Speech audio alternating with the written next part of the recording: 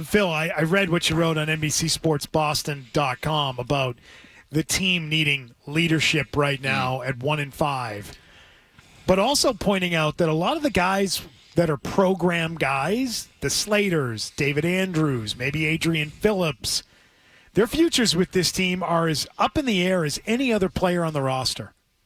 No guaranteed money remaining after this year for Andrews. No guaranteed money for Phillips beyond this year. You know, the future of Slater is always in doubt. Are these guys going to be fully invested in taking on the leadership duties with their futures sort of being up in the air? Whose team is it? And you used a great word, invested. Who's invested right now? Who walks into that locker room every day and says, you know what? This is my team. This is my team. I care about the Patriots product not only now, but in the future as well. And so I'm going to do my damnedest to make sure that we at least get this thing steered in the right direction. We're not going to win a Super Bowl this year, but I care enough to get this thing steered in the right direction. I'm going to bring it every day. I'm going to show resiliency. I'm going to lead. Who's doing that right now? Who's under contract and doing that right now? Who has the pelts on the wall to be able to even say and consider themselves, I'm a leader? There ain't many. And that's what stood out to me over the course of the last few months, honestly, talking to people around the league who are no longer with the team. And they look at it from afar and they say, boy, looks like a different locker room. I heard that too. Very different place. Ex-players. There now. Looks like it, feels like it. Everything. Yeah. Shows up on the field on Sunday. But that's part of the big question, too, like from the ex-players. Like, how did Bill allow this to happen? It's a good question, Zoe. Is part of it, I wonder, I'd love to get your take, is part of it the fact that they really are reluctant, in my opinion, when it comes to re-upping their own players and their own good players? Like, why is Joe Tooney not here? Why not? How do you I understand franchise him and then allow him to leave? I don't understand that in a reset year. But this is something You're going that's to overpay the guard. Right. Mismanagement. That's the dumbest thing I ever heard of. And I get it. Like in a vacuum, serious? it's a guard, right? We could fill that position with a much cheaper guy. And so $14 why are we million going to waste a lot of guard to money? protect Cam Newton. I'm But sorry. they haven't. Yeah. Exactly, Haven't. Beetle. Yeah. They don't have enough good players to look at good players and say, no, we'll find someone else. They haven't for a while. And this is a tactic, a team-building strategy that they have used for a long time now.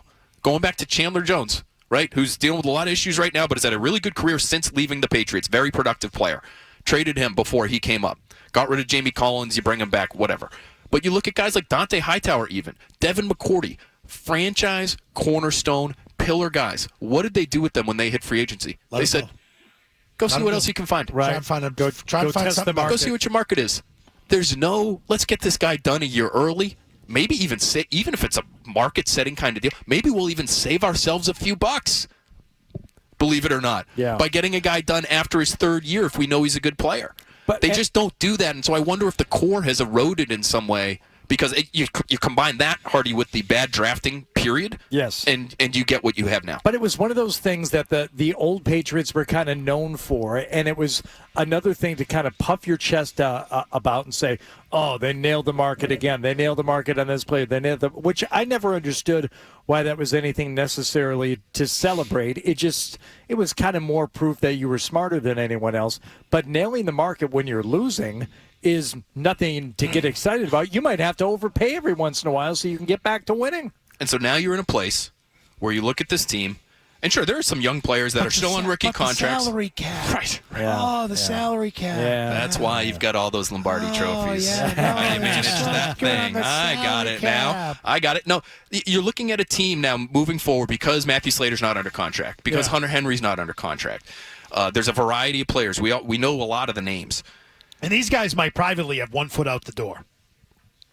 Whether it's retirement for Slater or it's the tight end looking for a new job because he wants to be somewhere where they throw the ball and can throw the ball and be productive and score touchdowns and win games. Guys All of those things. Guys that are under contract that to me would qualify as leaders for next year, who should be invested right now in trying to get this thing steered in the right direction, there's 5. I could come up with 5 names. David Andrews, who is towards the end of his career and has no guaranteed salary for next season.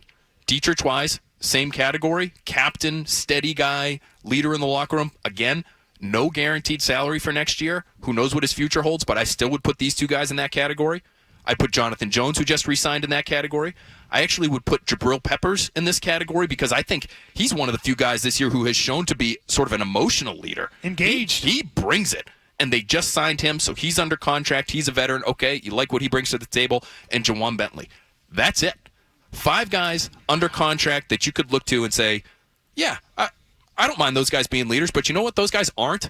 There's not a Pro Bowl among them. Star. Not an All-Pro among them. They don't have stars.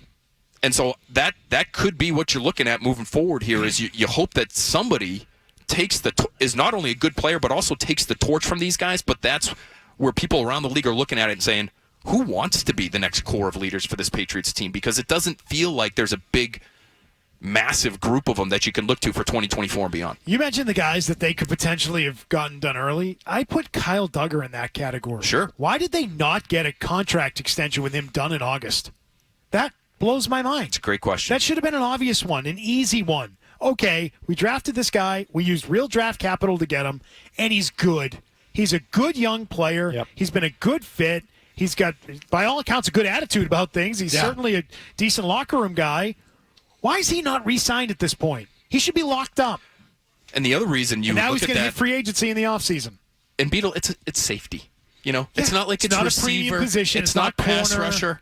You know, Yes. you're not going to have to pay $30 million a year for this That's what guy. I keep saying about that. You know, so maybe he wants Derwin James kind of money, and they're looking at it and saying, well, you're not Derwin James. You're maybe the 12th best safety in the league. You're not the second best safety in the league. So there's a disconnect there. So if McCourty that's the went through it. case, Yeah. I would understand that. But there are times where you should overextend for your own guys to maintain the culture. And again, if you get it done early enough, say they got Kyle Duggar done after year 3 as opposed to maybe getting him done now after year 4. 3 years from now, does that contract even look so bad? The way the cap is going up and the way other never contracts looks are getting bad. handed out? That's how it works in the NFL. And yet, for whatever reason, they have chosen not to go that route. Again, they don't have all that many good players that they've drafted lately to choose from when it He's comes one to of this them. stuff, but he is one of them. I don't get it. I just don't get it. And I think this is this type of stuff that is ultimately about to cost Bill Belichick his job on all fronts, not just in a front office sense, the whole thing. The entire program needs to turn the page. I don't get it. There's so much that we just have a hard time understanding. Well, and how what about has this? gone on. How about this? And now you're talking about maybe trading him, right? Maybe trading him at the deadline Crazy. just so you can get something for him. Well, you've got a lot of cap space this coming off season. You're going to sign a bunch of guys, which means the guys you lose this off season might not even get you the comp picks that you usually like to get when you lose good free agents. And so now to get anything for a Kendrick Bourne, a Kyle Duggar, a Josh Uche, a Micah Wenu, you might have to deal him now. You might have to deal him in the next couple weeks. Right. And so that guy and there's still a lot of love in the building for Kyle Duggar. There are plenty of people that are at One Patriot Place right now who are hoping they can get something done with him to keep him around. But if you feel like you can't, don't you try to move him now just so you get something in return? A little bit of a draft chip potentially to build moving forward? Chad Graff came up with a list of potential trades with actual draft compensation attached to them. 7 trades. We'll rifle through them. Ready? Josh Uche to the Lions for a 3rd. Do it. I would pull the trigger on Yep. that. I'd yes. probably do that. Kendrick Bourne to the 49ers for a 6th and 7th. No. I don't get the point of that. I wouldn't do it. I think, unfortunately, that's sort of where his value is, though, across the league. You're not looking at a 3rd-round pick for somebody like Kendrick Bourne. It's more of a day 3 type of selection. Now, if You it got were, games you gotta if it were- function in If it yet. were like a 5, I might do it. Might do it for a 5. Yeah. Kyle Duggar to the Jags for a 3rd-rounder. No, I'm not trading this guy under any circumstances. I agree. Ooh, a 3rd-round pick? It's a high pick. It's a good one. I don't think they could get a 3rd for him. I don't think they could either. So Is it? Do This you is look at kind of third-round picks fantasy. as high picks? Yes. Like, what third-round picks have hit here? I just 3rd-round picks for a rental safety. Joe Tooney. Yeah, I guess. That's crazy. Joe Tooney was a Yeah. 3rd-round A pick. rental safety is not. I don't think they're getting a 3rd for him. So that's not worth it. I'm keeping it. They're not going to get that. I mean to say, I'm keeping him. Trading him for a late round pick doesn't make sense. You've got to make every effort to keep him here. Trent Brown for a 3rd to the Rams. So that's one where I would think about doing it, but to Zoe's point, you still have games you have to play. I'd do it. You would have do to it. throw the ball. You checked out. Do you care? But Fine. do you care? He's probably been their best offensive lineman this year. I know. Do you care at all for the health and That's well-being awful. of Will Hold on. Greer, Malik Cunningham, whoever's in there? Phil, he should have been. Right. You look at that line to start the year. Who's their best player when he's there, when he's Right. at his best? Right. It's Trent Brown. Yes, but I'm saying, so now you're going to get your quarterbacks injured, though. You're looking at running Wildcat for the last 4 weeks of the season pretty because much. you can't block. Yeah, I mean, I think that's where we're headed either way. Mike Onwenu for a fifth to the Chargers. Jesus. God, that doesn't sound great. Again, if you could do it, I would do it. That's a guy who's, in my opinion, is probably not going to be here next year. You just drafted 3 interior offensive linemen with Mike Onwenu going into a contract year. Mike Gesicki to the Bengals for a bag of balls. No, sorry, for a 5th-round pick. Yeah. Done. Rubber stamped. See ya. Enjoy Cincinnati. I'll drive him. Mac Jones to the Raiders for a 4th. Done and done. You want to give up a 4th-round pick for Mac Jones right now? You have him, Josh. He's all yours. That's interesting. I would not do that. I would. I'm interested in your take. I though, don't that think you they'd would. give him up. I don't think they'd give a 4th right now. Because you don't know what you have at quarterback next I year. think at the very least you could have him in the room next year, and you're going to need quarterbacks in the room. You could argue right now he's the only thing close to being a game-ready quarterback you have. He could and function. You're going to deal him for a 4th. You know what he is? And have nothing in the room ready for next year. And then you miss out on Caleb Williams and Drake May, Hardy, and you're not sure what's You next. don't I have have no anything visions. in the room right now I have that's no ready for visions of prime grandeur time. for next year. I don't know what his ceiling would be next year. I don't think it's going to get much better. I don't want to go through this again. I don't. So if you got a taker out there, yeah, do it. And For what do a you think, fourth-round pick? Where do you think the Raiders Third. end up record-wise? Third. They could end up in the top half of that 4th round. That could be We're a talking about top. halves of the 4th round. Well, is there a big difference there? I That would could be just close say to a top 100 pick. It's more valuable to have someone that you know can at least function, which I still think he could. Say you don't get a quarterback because you're going to miss out on Caleb Williams and Drake May. But say you get Marvin Harrison Jr. and you end up with an offensive lineman in the draft, and Cole Strange comes back and he's healthy and he's reasonable. He's a reasonable player next year. I'm All signing of a sudden, Baker Mac Jones is a better player. I'm signing Baker Mayfield. I just don't think you can just have no quarterback room going into the draft for 2024. I think you can. I For think a you pull it 4th-round off. pick? No, I think crazy. free agency's in March, Phil. Irresponsible. Get something done. Get back a Will veteran. Greer. Bring a veteran quarterback in here. Listen, Baker Mayfield's a free agent. Ryan Tannehill's a free agent. Yeah. Feels risky. You could do something there that isn't Mac Jones. Yes.